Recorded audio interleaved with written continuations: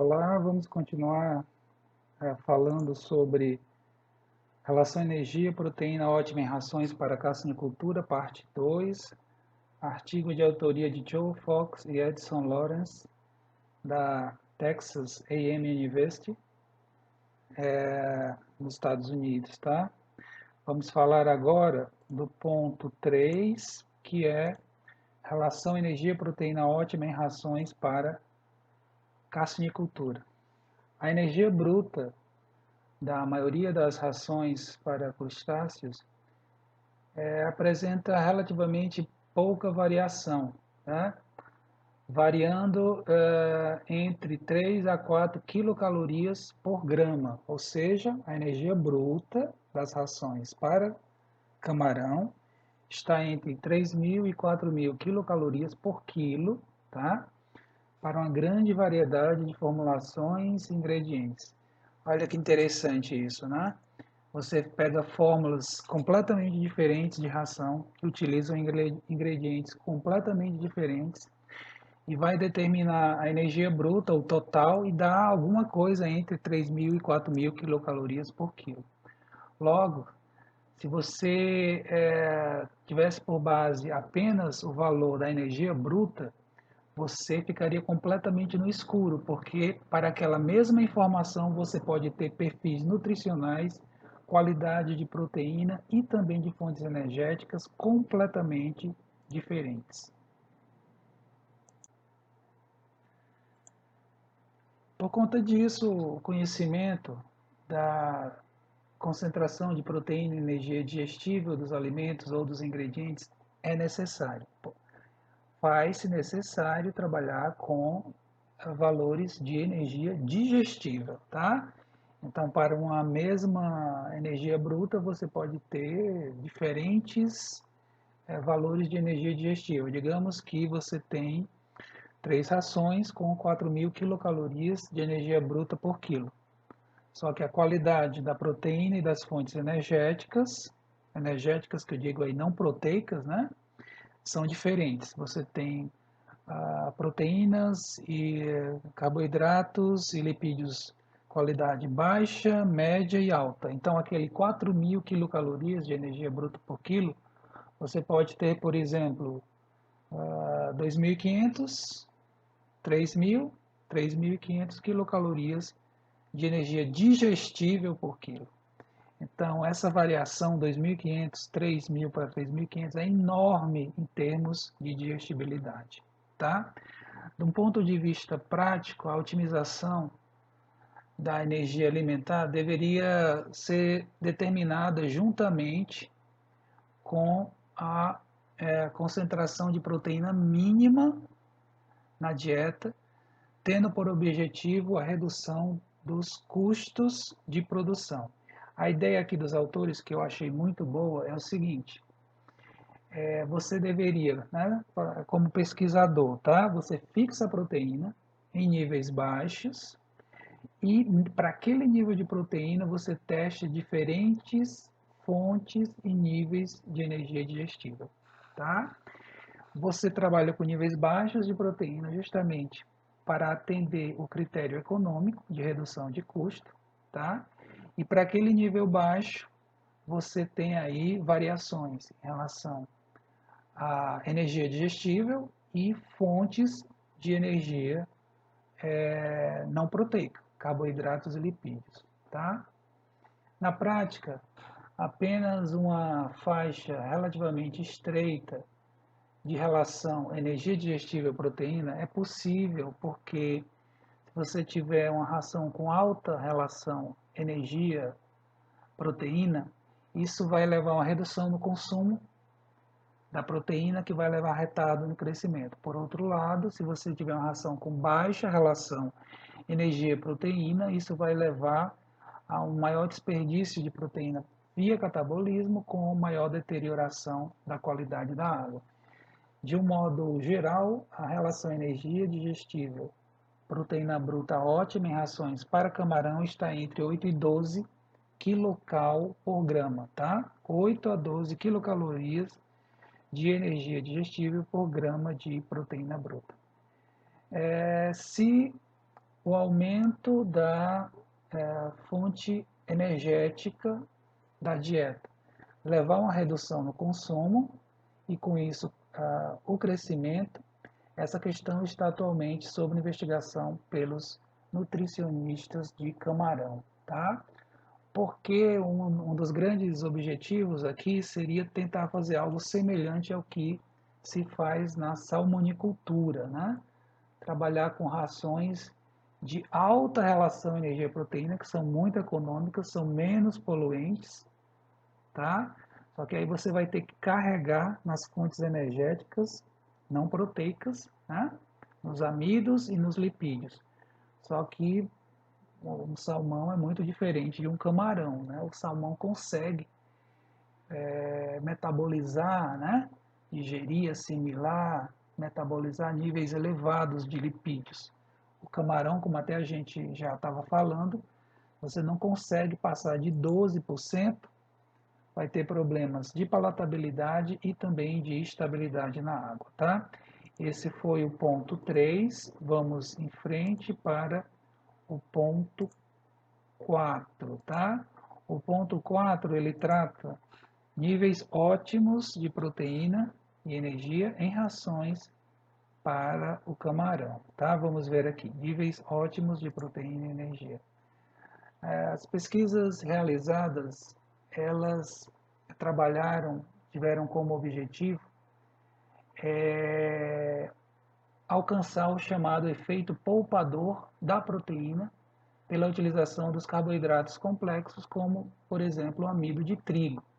Infelizmente, muitos desses estudos anteriores não consideraram a questão da digestibilidade, da energia ou das fontes proteicas. Ficou muito em cima de questão quantitativa, tá? Muito em cima de questão quantitativa, quando a qualidade da proteína interfere fortemente na quantidade, aquilo que a gente estava falando.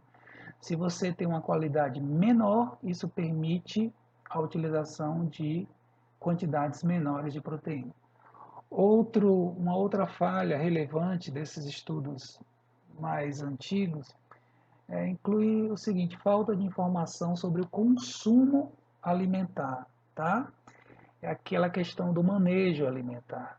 Se você tiver um manejo alimentar mais preciso, né? Se você tiver, por exemplo, como repartir a ração em um maior número de tratos diários, você poderá trabalhar com menores níveis de proteína sem prejuízos ao técnico. Então, a definição da oferta alimentar e, se for possível, o monitoramento da ingestão alimentar são informações importantíssimas para se equacionar melhor essa questão, níveis mínimos de proteína na dieta do camarão. Uma outra falha é a determinação dos coeficientes de digestibilidade, né? E o uso de várias fontes de proteína e energia com diferentes digestibilidades. Então é difícil você fazer uma recomendação genérica, né?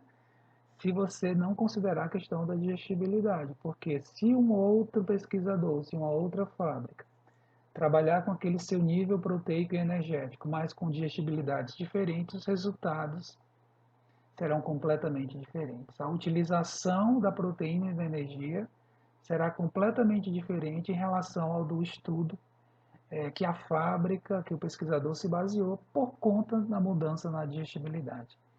Os trabalhos mais recentes sobre a otimização dos níveis proteicos e energéticos têm sido realizados com pneus monodon, tá? É muito trabalho com monodon, né, que até bem recentemente era o principal camarão marinho criado no mundo, foi ultrapassado pelo Vanamei. Né? Na maior parte, essas pesquisas identificaram que a relação energia digestível proteína bruta ótima em ração do monodon é 8 a 9,2 quilocalorias por grama, tá? Como vocês estão vendo aí no slide, relação energia, proteína ótima, rações para o monodon, 8 a 9,2 quilocalorias de energia digestível por grama de proteína bruta. Agora, o Vanamei. Pesquisas realizadas com o Vanamei mostraram que essa relação energia proteína é um pouco mais elevada em relação ao monodon, o que é uma ótima notícia, né? Porque quanto maior a relação energia proteína, ótima, né? Mais econômica será a ração. Significa dizer que o animal, o organismo animal tem uma melhor habilidade, né? Capacidade de digerir fontes energéticas não proteicas, carboidratos e lipídios. No caso do Vanamei, como vocês estão vendo aí, relação energia-proteína ótima 9,6 a 10,4 quilocals de energia digestível por grama de proteína bruta, tá? É uma explicação excelente por que o Vanamei ultrapassou o Monodon como principal espécie de camarão cultivada no mundo, por razões econômicas. Você tem uma espécie de camarão de crescimento rápido, tá? Que é menos exigente em relação à proteína. Ou seja, você consegue bons resultados de produção, de crescimento com rações mais econômicas, no caso do Vanamei. Pesquisas recentes realizadas no México mostraram que o consumo de alimentos com altos níveis de proteína, né, ofertados ao litopneus Vanamei, certo? Resultaram em altos níveis de proteína na hemolinfa, certo? Então, o que foi que os pesquisadores fizeram? Eles ofertaram para o Vanamei ração de alta proteína, tá? Mais de 40%, proteína de boa digestibilidade, e eles constataram que na hemolinfa do camarão a concentração proteica é maior. E daí? E daí, essa proteína aumentada na hemolinfa pode ser utilizada ou como uma fonte energética, tá? Ou esses aminoácidos podem ser utilizados para o trabalho da osmorregulação, certo?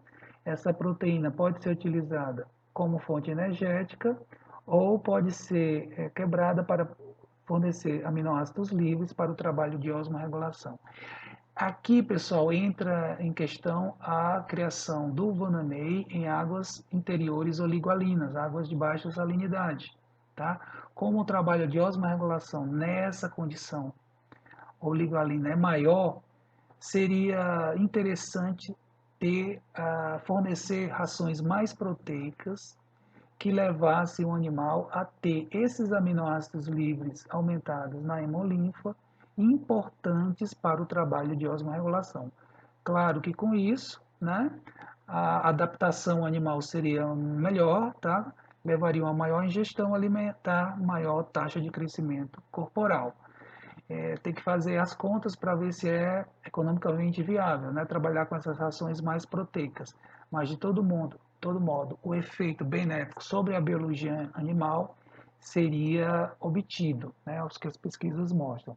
Por outro lado, o consumo de rações com conteúdo de carboidratos tão baixo quanto 1% mudaram o metabolismo em direção a gluco ou gliconeogênese. O que é isso? Se não for fornecido um nível mínimo de glicose na dieta do camarão, o organismo fará a síntese da glicose através da gliconeogênese, que é aquele processo em que o organismo precisa da glicose, não encontra na dieta, no alimento, ele sintetiza a glicose através de algum outro precursor nitrogenado, geralmente os aminoácidos, como por exemplo a alanina, que é muito utilizada com essa finalidade, tá? Só que isso não é interessante porque o animal vai gastar energia, tá? Para produção da glicose essa que ele poderia ter obtido da dieta. Então é interessante garantir níveis mínimos de amido, tá? Fonte de glicose, para que o animal não tenha que recorrer à gliconeogênese e não gaste energia com esse metabolismo, tá? A eficiência da utilização da proteína para síntese de tecidos, tá? Ou como uso energético, é tipicamente mensurado pelo nível de amônia pós-alimentação, pela excreção de amônia pós-alimentação, tá? Então, a eficiência da utilização da proteína para síntese de tecidos ou como fonte energética é geralmente medido, tá, monitorado, pelo nível de excreção amoniacal após as refeições. Quanto maior a excreção amoniacal, menor terá sido o uso da proteína alimentar para a formação de tecidos, tá? Então, nesses trabalhos de relação energia-proteína ótima, é importante monitorar a qualidade da água, do tanque experimental, do aquário, tá? Porque se você observar que há concentrações significativamente maiores de amônia em um dos tratamentos, isso indica que aqueles animais daquele aquário, daqueles tanques, estão utilizando mais a proteína como fonte de energia do que para síntese de proteínas corporais, o que não é interessante, né? Então, além de deteriorar mais a qualidade da água, né, já que a amônia é tóxica, você vai ter aí uma indicação clara de que está havendo aí um desbalanço da relação energia-proteína. Ele está pegando muita proteína para como fonte energética. Ele poderia poupar essa proteína para o crescimento corporal se você conseguisse que ele usasse mais carboidratos e lipídios. Com isso, a excreção de amônia diminuiria, tá? Em pesquisas realizadas na criação do Vanamei em águas de baixa salinidade, o uso da proteína como uma fonte energética, tá? Aumentou, tá certo? Aquilo que a gente estava falando. Logo, as rações para a criação do Vanamei em águas oligolinas deveriam ter menor relação energia-proteína, tá? Você teria que mudar o balanço, entrar com menos amidos, lipídios e com mais proteína de qualidade para esse Vanamei criado em água oligolina, para você dar a ele uma melhor condição de osmo regular, uma melhor adaptação a essa vida em baixa salinidade. Aí, uma sugestão aqui, ração para Vanamei criado em águas estuarinas, tá? Relação energia-proteína de 9,6 a 10,4 quilocal de energia digestível por grama de proteína bruta, e ração para o Vanamei criado em águas interiores, você poderia reduzir isso para 8 a 9,2 quilocal de energia digestível por grama de proteína bruta, tá? Para a obtenção de melhores resultados, pelo menos zootécnicos, tá? Econômicos, aí é uma questão de fazer as contas, né?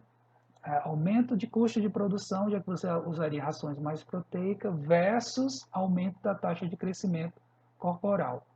Se você tiver aí, se esse balanço for economicamente interessante, vale a pena. Caso contrário, não utilizar, já que é uma atividade econômica, né? A cassinicultura é uma atividade que, em geral, visa o lucro, tá? Eu vou dar uma paradinha aqui, pessoal, tá com 18 minutos. Daqui a pouco a gente continua falando do próximo ponto, que é recomendações para pesquisas sobre relação energia-proteína ótima. Até já!